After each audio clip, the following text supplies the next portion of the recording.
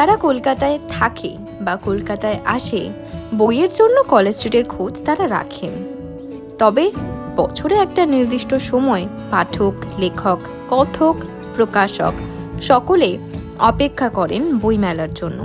কারণ এটা শুধুমাত্র একটা মেলা নয়, এটা আমাদের কাছে উৎসব।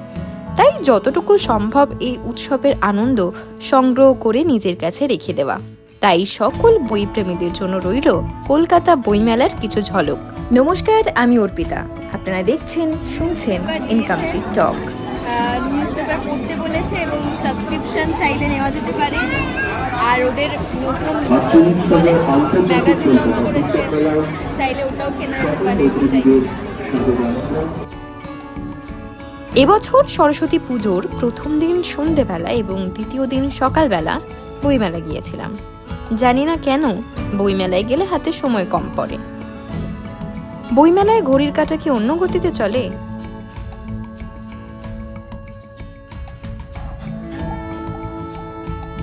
কত শত প্রকাশনার বুক স্টল, তাতে রকমারি স্বাদের বই, আর বইয়ের প্রচ্ছদ একেবারে নজর কাড়া।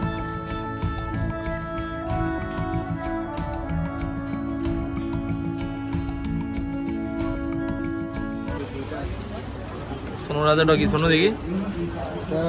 অমৃতা কোনার পড়তে পারছে না। নরকরাজ পড়তে পারছে না, ও বাংলা বই ধরে আছে। কি অবস্থা! From English medium. দেখ না সোনু কত চেনে রাইডারটাকে। ওফ। হুম হুম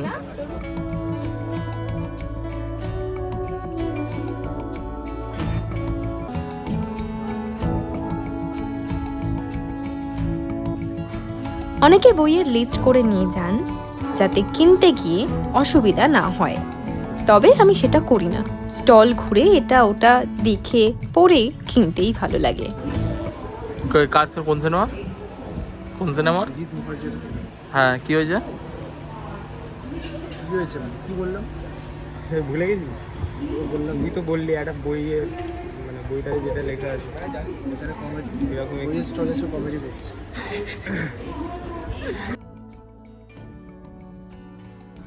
বইমেলা বলতে আমার কাছে একটা প্রচণ্ড ভালো লাগা এবং ভালোবাসার গল্প। এই একই মাঠে অতীত, বর্তমান, ভবিষ্যৎ ভালোবাসার গল্প পাওয়া যায়। কত স্বপ্ন, কত ইচ্ছে শব্দের বুননে রঙিন কাভারে সকলের হাতে ঘুরতে থাকে।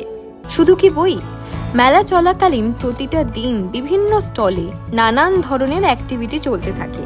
সেগুলি শুধুমাত্র মজার তাই নয়, ভীষণ ইনফরমেটিভ। এবার আমি 3টে বই কিনেছি মাত্র। ইতিমধ্যেই পড়া শুরু করেছি। পড়তে কেমন লাগছে তা নিয়ে অন্য একদিন কথা হবে। যাই হোক, এবছরের মতো বইমেলা সমাপ্ত। আসছে বছর আবার হবে।